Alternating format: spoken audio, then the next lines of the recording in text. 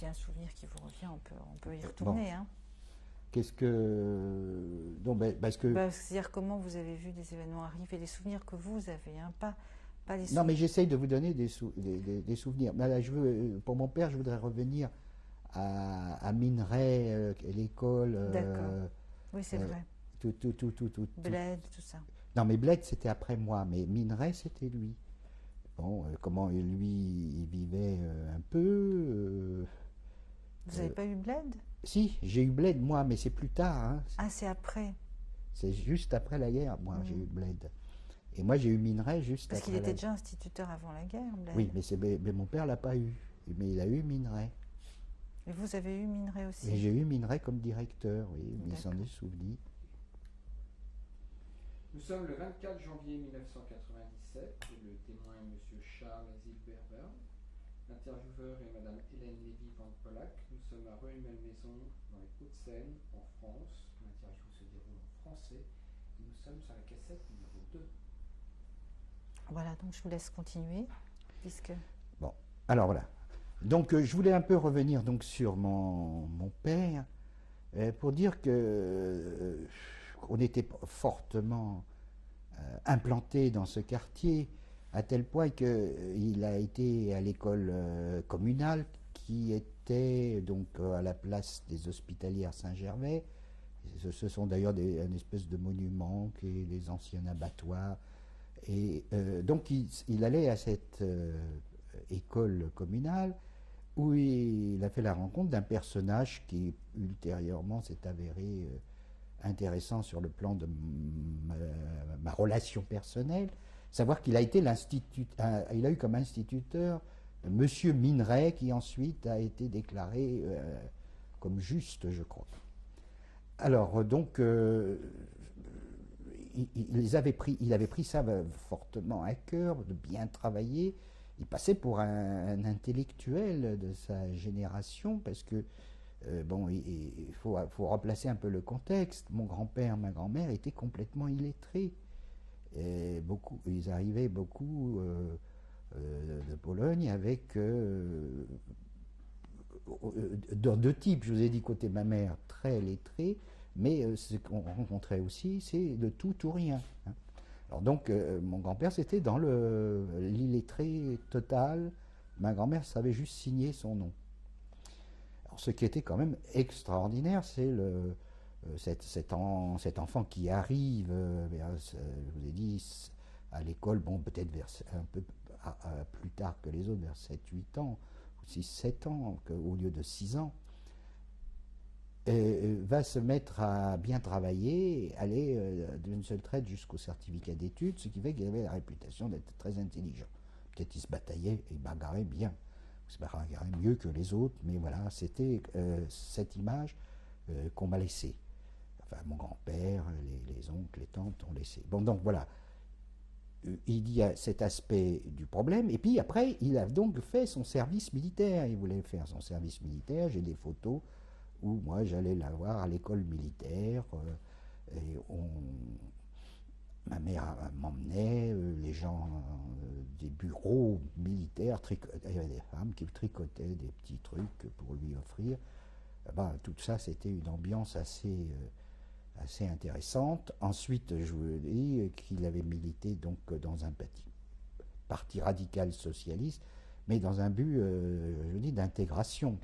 Hein, c'est pour lui le problème, d'après ce que j'ai compris de son entourage après, c'est qu'il fallait qu'il soit un Français peut-être plus que les autres.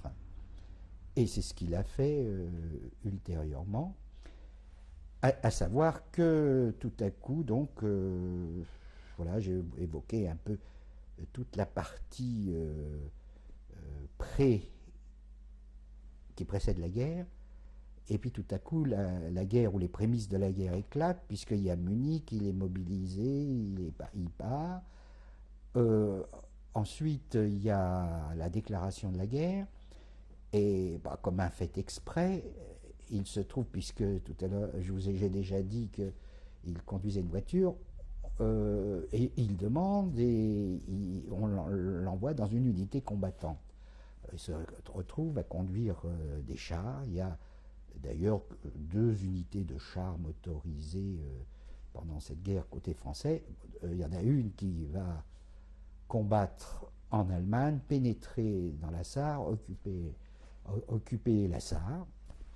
J'en ai des souvenirs très très personnels parce que bon, on dit, il était revenu avec une paire de chaussures au cours d'une permission. Je me rappelle d'une paire de chaussures très confortable qu'il a ramassé dans un, bon, je crois même pratiquement dans la rue, dans un magasin éventré.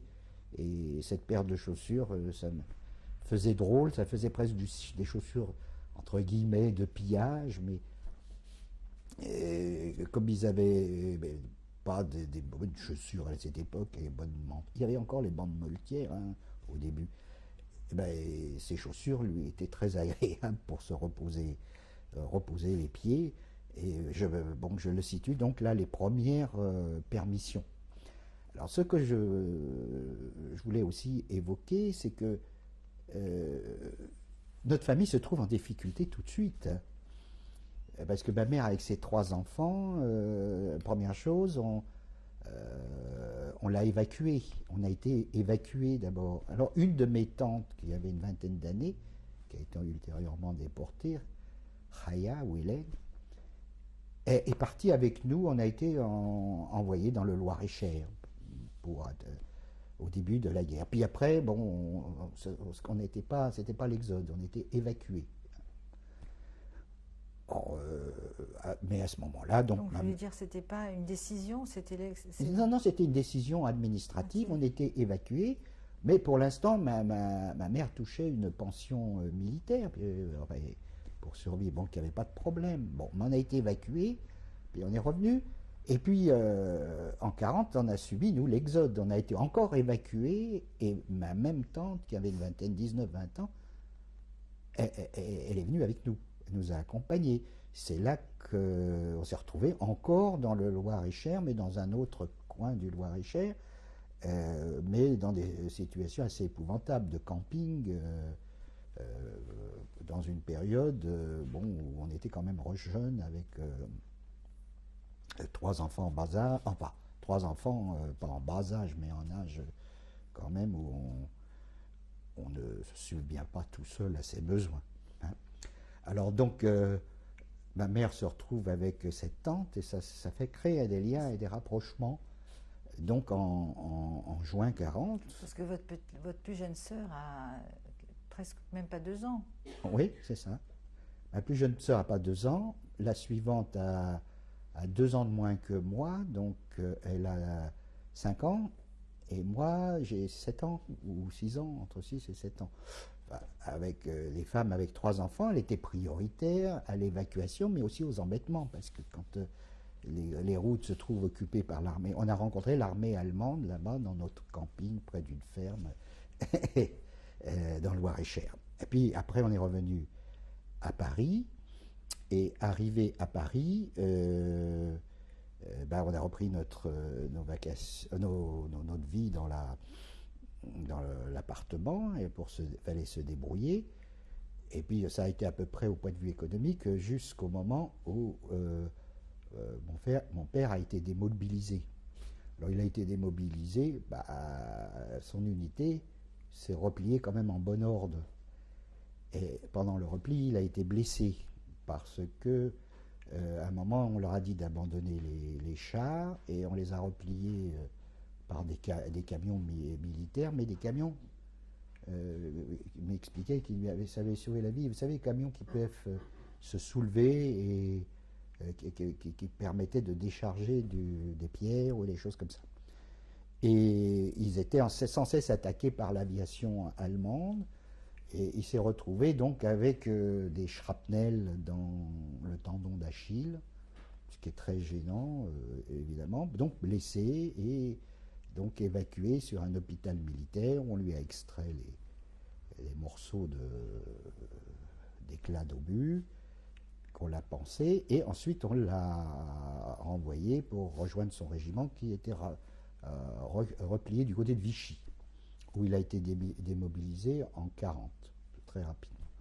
Et à partir de ce moment-là, c'est ça qui est quelque chose que faut voir que je voudrais essayer de montrer dans le témoignage, que d'un seul coup, il y a eu un abandon total des autorités de Vichy, de ses troupes, de ses soldats, même laissés, etc.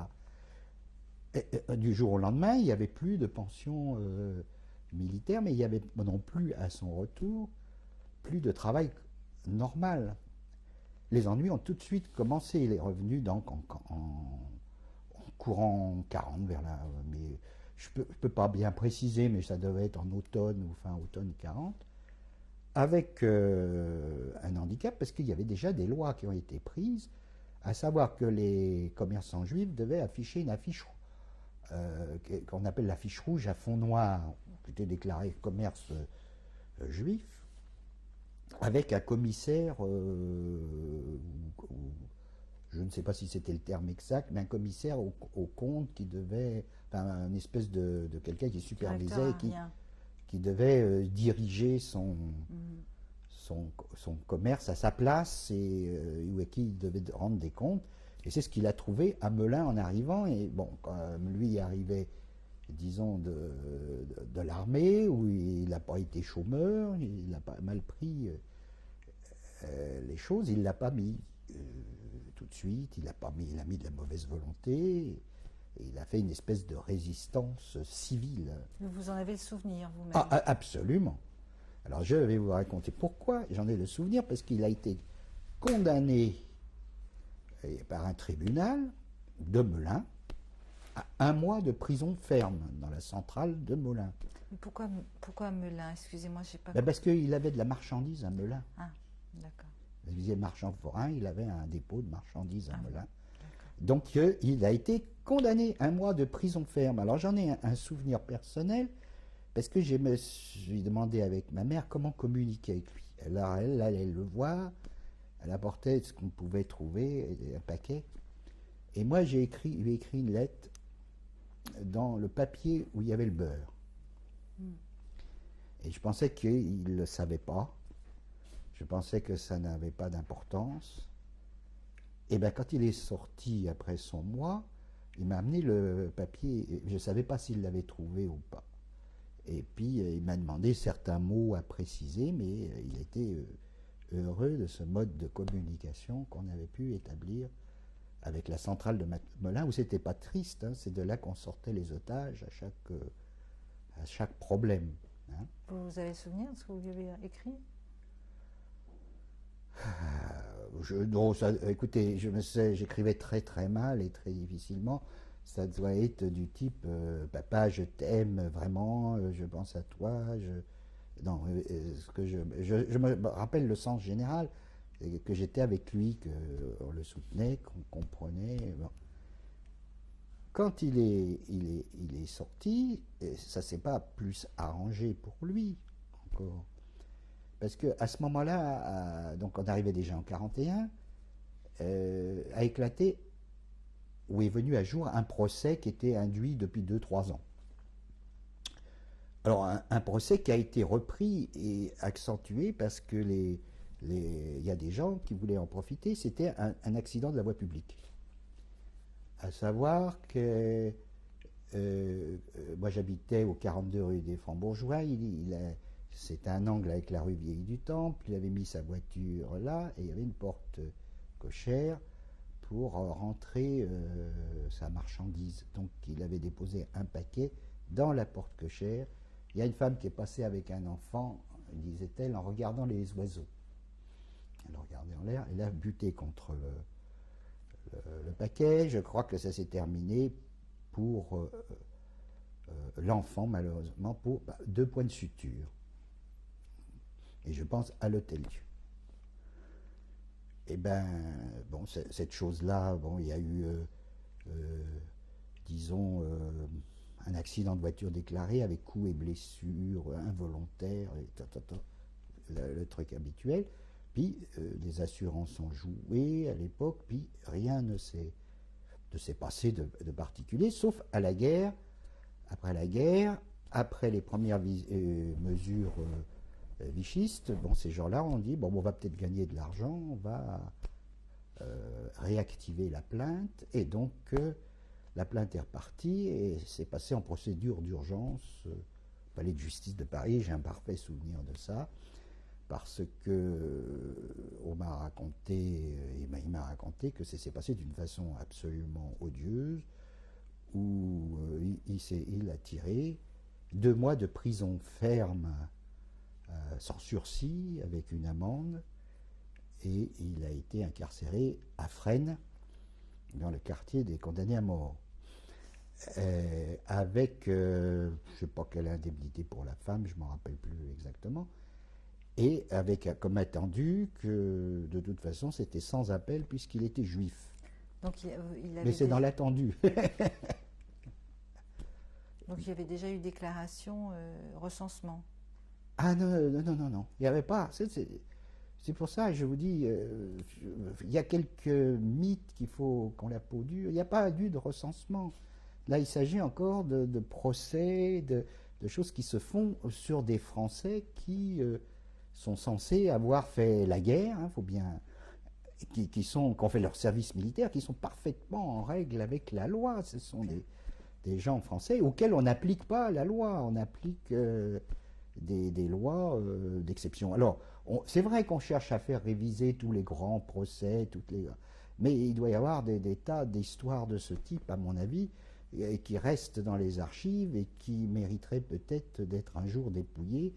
Et même ces types de jugements, à mon sens, devraient être revus, parce que c'est de la vie de tous les jours, avec des conséquences incalculables, parce que en fait on appliquait même quasi préventivement des lois.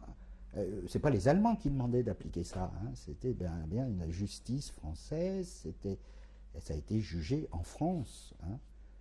Bon, il paraît que l'avocat du côté de mon père, qui était une femme, était outré. Elle a dit c'est impossible de vivre des choses comme ça. Et je me souviens parfaitement de ces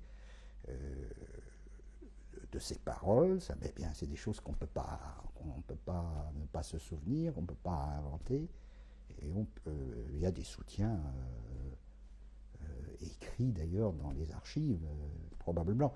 Mais j'en profite pour essayer de dire que jusqu'à aujourd'hui, pour tout ça, je n'ai jamais voulu faire une histoire de... J'y pensais qu'un jour, il faudrait que je le fasse, de mon histoire, parce que c'est pas que je voyais pas l'intérêt que pouvait avoir mon histoire ou mon témoignage, mais à vrai dire, je n'ai jamais voulu faire la synthèse parce que j'étais pas mûr, je n'avais pas la focalisation, et mon histoire continue, mais si vous voulez, la cristallisation de tout ça, plus un tas d'autres choses qui sont arrivées, fait que c'est pas qu'on s'est senti exclu, mais aussi on rejoint en grande partie de certains survivants, donc c'est inexplicable. Alors là, je vous raconte pas des choses d'horreur, mais je vous raconte des choses juridiques, un état des institutions qui vous donnent qui changent la loi, qui appliquent des choses complètement contraires à la vie de tous les jours. C'est des agressions permanentes de tous les jours. Quand j'ai déjà évoqué devant certaines personnes, regardez ce qui se passe lorsqu'il arrive un attentat à Paris. Hein, on fait mousser, etc. Alors, imaginez-vous que tous les jours, on avait un attentat pendant 4 ans. Tous les jours, il y avait l'équivalent, il y avait quelque chose qui se plaçait, une loi qui était prise, une mesure qui arrivait, une personne que l'on connaissait qui avait été prise, qui avait été... Alors, bon, ça commence tout de suite aussi, il faut bien le dire. Donc pour mon père, c'est tout de suite. Et c'est pas pour des étrangers, c'est pour des Français. Parallèlement, dans ma famille, je l'ai déjà évoqué, j'avais des cousins, mais je n'ai pas bien retrouvé leur nom de famille, mais je les vois très bien. Je pourrais ultérieurement les reclasser. On était très liés par des cousins par alliance qui s'appelaient Elle s'appelait Louba. Lui, Philippe, il était chauffeur de taxi. C'était des juifs français, mais militants communistes. Ils ont été arrêtés, fusillés tout de suite dans les premiers otages. Ils habitaient rue du Chemin Vert, arrêtés, fusillés, disparus. Mais ça, c'est des 40. Alors, bon, on doit retrouver les traces de ces choses-là. Deuxièmement, ultérieurement, je vois des tas de choses qui sont arrivées à mes cousines pour des riens. Une de mes cousines, mais c'est un peu plus tard, mais peut-être qu'on reprendra. Si c'est on la reprendra, mais pour des raisons chronologiques, il ne faut pas attendre la chronologie. Je veux dire que tous les jours et toutes les périodes, il y a eu des exactions odieuses. J'étais au courant, par exemple. Au courant chaque fois. Chaque fois, oui. Parce que après la rafle du Veldiv, une de mes cousines ont été relâchées, mais une de mes cousines a été prise parce qu'elle a été au cinéma Saint-Paul. À la sortie, contrôle de police, les Juifs n'avaient pas le droit d'aller au cinéma. Donc elle s'est retrouvée à Drancy, etc. Bon, vous voyez, il y avait pour tous les jours quelque chose, et chaque déportation était aussi un drame. Ça ne se passait pas très bien. Je sais qu'on a déporté la sœur de ma grand-mère, 86 ans. Elle habitait vers Reuilly Diderot. Ils sont venus la chercher avec, je crois que c'est la Gestapo, mais avec la police française qui a fait le travail. Ils ont descendu une femme de 86 ans dans un escalier très difficile sur un brancard pour la déporter. Ça rime à quoi? Bon, ensuite, j'avais un de mes cousins qui habitait dans la zone sud de Paris, qui habitait au Kremlin-Bicêtre, donc qui faisait de la résistance avec le groupe autour de, il me semble, Léo Nordman, qui a une rue dans Paris. Et il était dans ce réseau, il était au numéro 2. C'était un jeune qui faisait le PCB, qui s'appelait Félix Kroulewetsky. J'en ai un excellent souvenir, parce que c'était quelqu'un qui me fascinait. C'était un cousin du côté de mon grand-père, c'était un fils de sa sœur. Et ce type-là, donc, a fait... je vous ai dit, tous les cousins étaient mobilisés, étaient soit dans des mouvements ultérieurement, soit faisaient la guerre. Et ce cousin, j'en parle actuellement, puisque ça se situe dans la conversation, pour vous dire qu'à tout moment, il y avait des exactions. Et j'étais au courant, parce que je ne sais pas comment ça se passait. La famille jouait le rôle, disons, de téléphone arabe. On finit par savoir tout de suite ce qui se passait. Et bien, ce Kroulewetsky, ils sont venus le chercher, ils lui ont crevé un œil, cassé une jambe, c'était pas utile. Mais simplement parce qu'en plus, il était résistant et juif. C'était pas tolérable. Alors, ils l'ont descendu comme ça, de son logement où il l'avait pris, et ils l'ont déporté en Allemagne. Il est mort en Allemagne. Alors, je sais, ils ont retrouvé son corps, ils l'ont ramené, il est à Bagneux, donc j'ai été assisté après la guerre à des honneurs qui ont été rendus à ce garçon qui avait 19 ou 20 ans, et qui n'a jamais terminé, évidemment. Il devait être pharmacien à sa pharmacie, et qui a été massacré littéralement, mais il faisait de la résistance. Alors peut-être ça justifie, mais en plus il a été un peu amoché parce qu'il se permettait d'être juif en plus. Alors ça c'est quand même intolérable d'une façon générale, et dans ce cas particulier ça a joué pour lui. Bon, voilà. Donc tout au long de cette guerre, il se passait en permanence des agressions, des choses de ce type.